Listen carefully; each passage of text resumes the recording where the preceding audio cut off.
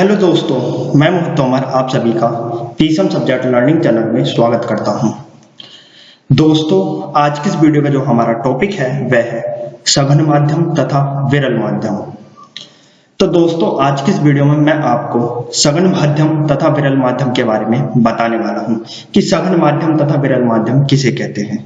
सघन माध्यम तथा विरल माध्यम की परिभाषा यदि आपसे एग्जाम में पूछे तो आप किस तरीके से सघन माध्यम तथा विरल माध्यम की परिभाषा लिखेंगे, वो भी दोस्तों उदाहरण सहित।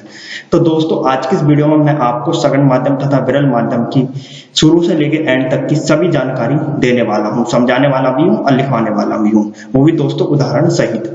तो दोस्तों, वीडियो शुरू करने से पहले आप सभी से रिक्वेस्ट है, यदि आपने अभी तक हमारे YouTube channel Pisum subject learning को सब्सक्राइब नहीं किया है तो दोस्तों सब्सक्राइब कर दीजिए तथा उसके आगे की बेल आइकन घंटी भी प्रेस कर दीजिए, ताकि दोस्तों जब भी मैं वीडियो अपलोड करूं उस वीडियो की नोटिफिकेशन आपको सबसे पहले मिल सके। तो शुरू करते हैं दोस्तों आज की इस वीडियो को।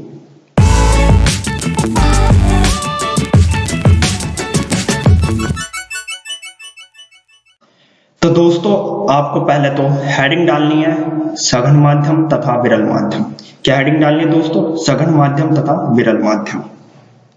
तो दोस्तों देखिए, हमारा पहला काम है कि हमें सघन माध्यम तथा विरल माध्यम के बारे में अच्छे से जानना है, समझना है। क्योंकि दोस्तों, जब तक आप सघन माध्यम तथा विरल माध्यम के बारे में अच्छे से जानेंगे नहीं, अच्छे से जानकारी नहीं लेंगे, तब तक दोस्तों आप सघन माध्यम तथा विरल माध्यम की परिभाषा एग्जाम में नहीं लिख सकते, ना ही इनके उदाहरण लिख सकते। तो दोस्तों, हमारा पहला काम है कि हमें सघन माध्यम तथा विरल माध्यम की बेसिक जानकारी, बेसिक बातों को जानना बहुत जरूरी है। क्योंकि जब तक हम सघन माध्यम तथा विरल माध्यम की बेसिक जानकारी, बेसिक बातें नहीं जानेंगे, तब तक हम सघन माध्यम तथा विरल माध्यम की परिभाषा एग्जाम में नहीं लिख सकते। तो दोस्तों, हमारा पहला काम है कि हमें सघन माध्यम तथा विरल माध्यम की बेसिक बातें, बेसिक जानकारी को समझना है। दोस्तों देखिए, पहले हम सघन माध्यम के बारे में जानते हैं कि सघन माध्यम किसे कहते हैं। ठीक है दोस्तों, मान लीजिए आपके पास कोई वस्तु है। मान लीजिए मेरे पास कांच है। क्या है दोस्तों? कांच। कांच भी एक वस्तु ही है। अब दोस्तों देखिए, कांच के अंदर वजन होता है, भार होता है। अब जिस वस्तु के अंदर वजन होता, भार होता है, इसका मतलब वह वस्तु कठोर भी होगी ना होगी। और जो वस्तु जितनी ज्यादा कठोर होती है उस वस्तु के अंदर उतना ही घनत्व होता है। तो कांच तो कठोर है, और जितना ज्यादा कांच कठोर होगा उतना ही ज्यादा कांच के अंदर घनत्व होगा। अब दोस्तों, कांच के अंदर घनत्व है, परंतु दोस्तों कांच के अंदर जो घनत्व है वह है प्रकाशीय घनत्व। दोस्तों, कांच के अंदर जो घनत्व है वह कौन सा घनत्व है? प्रकाशीय घनत्व। प्रकाशीय घनत्व का मतलब दोस्तों ये होता है कि कांच के अंदर से प्रकाश आर पार हो सकता है। जैसे दोस्तों, आपने अपने कमरे में देखा होगा कि खिड़कियां लगी होती हैं। यदि उन खिड़कियों पर कांच के शीशे होते हैं तो उन शीशों में से प्रकाश आर पार हो जाता है। तो दोस्तों, वह शीशे कठोर भी होते हैं, और जो शीशे कठोर होते हैं उनके अंदर घनत्व भी होता होगा। अब यदि जितने ज्यादा वह शीशे कठोर होंगे उतने ज्यादा वह शीशे घनत्व वाले होंगे, तो उन शीशों के अंदर प्रकाश आर पार हो जाता ना, हो जाता है। तो दोस्तों, जिन शीशों में घनत्व अधिक होता है और उन शीशों के अंदर प्रकाश आर पार हो जाता है, तो दोस्तों वह शीशे प्रकाशीय घनत्व वाले होते हैं। वह शीशे कौन से होते हैं? प्रकाशीय घनत्व वाले। तो दोस्तों, ये जो कांच है ये हमारा प्रकाशीय घनत्व है। इसके अंदर हमारा जो ये कांच है इसके अंदर क्या है? प्रकाशीय घनत्व है, और अधिक से अधिक इसके अंदर प्रकाशीय घनत्व है। तो दोस्तों, जिस माध्यम में प्रकाशीय घनत्व अधिक से अधिक होता है उसे हम क्या कहते हैं? उसे हम सघन माध्यम कहते हैं। क्या कहते हैं दोस्तों? सघन माध्यम कहते हैं। फिर से समझ लीजिए दोस्तों, जिस माध्यम में प्रकाशीय घनत्व अधिक से अधिक होता है उसे हम क्या कहते हैं? सघन माध्यम कहते हैं। अब दोस्तों, इस कांच के अंदर घनत्व है, वो भी कौन सा? प्रकाशीय, अधिक से अधिक घनत्व है। तो दोस्तों, इसे हम क्या कहेंगे? सघन माध्यम कहेंगे। इसे क्या कहेंगे हम दोस्तों? कांच को सघन माध्यम कहेंगे। तो दोस्तों, आपको समझ में आया कि सघन माध्यम किसे कहते हैं? इस बात को दोस्तों आप एक चित्र के माध्यम से और समझिए, एक उदाहरण के माध्यम से और समझिए। मान लीजिए दोस्तों, मेरे पास पानी है। ये दोस्तों देखिए, मेरे पास पानी है। ठीक है दोस्तों, आपको ये पानी तो दिख रहा होगा। अब दोस्तों, पानी के अंदर भार होता है, वजन होता है। यदि आप किसी बर्तन में रखोगे पानी को तो उसके अंदर भार भी होता है, वजन भी होता है। अब जिस वस्तु के अंदर भार होता है, वजन होता है, उसके अंदर कठोरता भी होती है। अब यदि पानी कठोर होगा, अब दोस्तों पानी को आप जमा दोगे तो पानी कठोर हो जाता ना, हो जाता। अब उस पानी को पिघला दोगे तो थोड़ा हल्का हो जाता है। तो इसका मतलब पानी के अंदर भार तो होता है, वजन तो होता है, और भार वजन होता है तो इसका मतलब पानी कठोर भी होता होगा।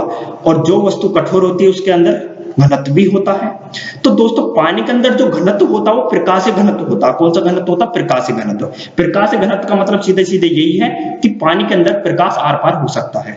देखिए दोस्तों ये मेरा पानी है, अब इस पानी के ऊपर किसी ने प्रकाश डाला है, तो प्रकाश इस पानी के अंदर आया नहीं आया? तो दोस्तों इसका मतलब ये है कि पानी के अंदर प्रकाशीय घनत्व होता है। पानी के अंदर क्या होता है? प्रकाशीय घनत्व। प्रकाशीय घनत्व का मतलब यही है दोस्तों, प्रकाश आर पार हो सकता है। क्या दोस्तों लोहे के अंदर प्रकाश आर पार हो सकता? नहीं हो सकता। क्या लोहे के अंदर घनत्व नहीं होता? होता है, अधिक से अधिक होता। कांच और पानी से ज्यादा घनत्व होता, परंतु दोस्तों प्रकाश लोहे के अंदर आर पार नहीं हो सकता, उसके अंदर प्रकाशीय घनत्व नहीं होता। घनत्व तो होता, प्रकाशीय घनत्व नहीं होता। पानी और कांच के अंदर प्रकाशीय घनत्व होता है। कांच के अंदर प्रकाश आर पार हो सकता है, पानी के अंदर प्रकाश आर पार हो सकता है। तो कांच और पानी के अंदर प्रकाशीय घनत्व होता है। और दोस्तों जिस माध्यम में प्रकाशीय घनत्व अधिक से अधिक होता है उस माध्यम को हम क्या कहते हैं? सघन माध्यम। तो पानी क्या हमारा? सघन माध्यम। कांच क्या हमारा? सघन माध्यम। तो दोस्तों आपको समझ में आ गया होगा कि सघन माध्यम किसे कहते हैं। अब दोस्तों बात करते हैं विरल माध्यम का, कि विरल माध्यम किसे कहते हैं। तो दोस्तों आप सबने वायु को महसूस तो किया होगा, वायु को किसी ने देखा तो है नहीं, महसूस ही किया होगा। अब दोस्तों देखिए वायु के अंदर भार होता है। वायु के अंदर क्या होता है? भार होता है। अब दोस्तों आप कहेंगे कि वायु के अंदर भार कैसे होता है, हमें बताओ। तो दोस्तों आप किसी खाली गुब्बारे में हवा भरना, वायु भरना, तो वह गुब्बारा फूल जाएगा। तो उस गुब्बारे को रख देना, तो वह एक जगह रखोगे तो उसके अंदर कुछ भार आ जाता है। उसके अंदर वायु गुब्बारे के अंदर क्या आ जाता है दोस्तों? कुछ भार आ जाता है। आ जाता है ना? आ जाता है। तो दोस्तों इसका मतलब वायु के अंदर भार होता है। पहले गुब्बारे में वजन कुछ और होगा, जैसे उसके अंदर वायु भरोगे तो उसका वजन बढ़ जाएगा। तो इसका मतलब वायु के अंदर भार तो होता है। जिस वस्तु के अंदर भार होता है उसका घनत्व भी होता है। जिस वस्तु के अंदर भार होता है, वजन होता है, उसका घनत्व भी होता है। इसका मतलब वायु के अंदर घनत्व भी होता होगा। परंतु दोस्तों वायु का घनत्व कांच और पानी के बराबर नहीं होता, उसका घनत्व बहुत कम होता है। वायु का घनत्व बहुत कम होता है क्योंकि वायु का जो भार होता है बहुत कम होता है, इतना नहीं होता जितना पानी का और कांच का होता है। तो वायु का जो घनत्व होता है वो बहुत कम होता है। और वायु के अंदर जो घनत्व होता है वो प्रकाशीय घनत्व होता है। कौन सा होता है? प्रकाशीय घनत्व। प्रकाशीय घनत्व वायु के अंदर होता है क्योंकि प्रकाश जो है वायु के अंदर आर पार आसानी से हो जाता है। तो इसका मतलब जो वायु होती है उसके अंदर प्रकाशीय घनत्व बहुत कम होता है। क्या होता है? बहुत कम। वायु के अंदर प्रकाशीय घनत्व क्या होता है दोस्तों? बहुत कम होता है। और बहुत कम होने के कारण प्रकाश जो है वायु के अंदर आसानी से आर पार हो जाता है। तो दोस्तों जिस माध्यम में प्रकाशीय घनत्व कम होता है उसे हम विरल माध्यम कहते हैं। उसे क्या कहते हैं दोस्तों? हम विरल माध्यम कहते हैं। तो दोस्तों आपको समझ में आ गया होगा कि सघन माध्यम और विरल माध्यम किसे कहते हैं। अब दोस्तों बात करते हैं कि सघन माध्यम तथा विरल माध्यम की परिभाषा आप एग्जाम में किस तरीके से लिखेंगे, क्योंकि बहुत से एग्जाम में सघन माध्यम तथा विरल माध्यम की परिभाषा भी लिखवा देते हैं, वो भी उदाहरण सहित। तो दोस्तों आपको हेडिंग डालनी है सघन माध्यम। क्या हेडिंग डालनी है दोस्तों? सघन माध्यम। और इसमें आपको लिखना है जिस माध्यम का प्रकाशीय घनत्व ठोसपन अधिक होता है वह सघन माध्यम कहलाता है, जैसे कांच, पानी। तो दोस्तों मैंने आपको बताया नहीं था कि कांच और पानी के अंदर घनत्व होता है वो प्रकाशीय घनत्व और अधिक से अधिक होता है। और जिस माध्यम में प्रकाशीय घनत्व अधिक होता है वह सघन माध्यम कहलाता है। ये भी दोस्तों मैंने आपको बताया था और कांच और पानी का उदाहरण देकर मैंने आपको समझा दिया है। तो दोस्तों यदि आपसे सघन माध्यम की परिभाषा पूछे तो सेम इस तरीके से आपको सघन माध्यम की परिभाषा लिखनी है और उदाहरण भी सेम इसी प्रकार से देने हैं। इसके बाद दोस्तों आपको हेडिंग डालनी है विरल माध्यम। क्या हेडिंग डालनी है दोस्तों? विरल माध्यम। तो दोस्तों जब आपसे एग्जाम में विरल माध्यम की परिभाषा पूछे तो आप किस तरीके से एग्जाम में लिखेंगे विरल माध्यम की परिभाषा? देखिए जिस माध्यम का प्रकाशीय घनत्व ठोसपन कम होता है वह विरल माध्यम कहलाता है, जैसे हवा। तो दोस्तों मैंने आपको बताया नहीं था कि जिस माध्यम में प्रकाशीय घनत्व कम होगा, ठोसपन कम होगा, वह क्या कहलाएगा? हमारा विरल माध्यम कहलाएगा। क्या कहलाएगा दोस्तों? विरल माध्यम कहलाएगा। जैसे हवा, हवा में घनत्व बहुत कम होता है, प्रकाशीय घनत्व बहुत कम होता है क्योंकि हवा में प्रकाश आर पार आसानी से हो जाता है। इसका मतलब प्रकाशीय घनत्व हवा में कम होता है। और जिस माध्यम में प्रकाशीय घनत्व कम होता है वह विरल माध्यम कहलाता है। वह क्या कहलाता है? विरल माध्यम कहलाता है। तो हवा हमारी क्या है? विरल माध्यम। हवा क्या हमारी दोस्तों? विरल माध्यम। तो दोस्तों आपको समझ में आ गया होगा कि विरल माध्यम किसे कहते हैं। कांच और पानी हमारा क्या है? सघन माध्यम। हवा क्या हमारा? विरल माध्यम। तो दोस्तों सेम इसी तरीके से सघन माध्यम तथा विरल माध्यम की परिभाषा आपको एग्जाम में लिखनी है। तो दोस्तों आपको समझ में आ गया होगा कि सघन माध्यम तथा विरल माध्यम किसे कहते हैं, क्योंकि दोस्तों बहुत से बच्चों को पता ही नहीं होता सघन माध्यम विरल माध्यम किसे कहते हैं।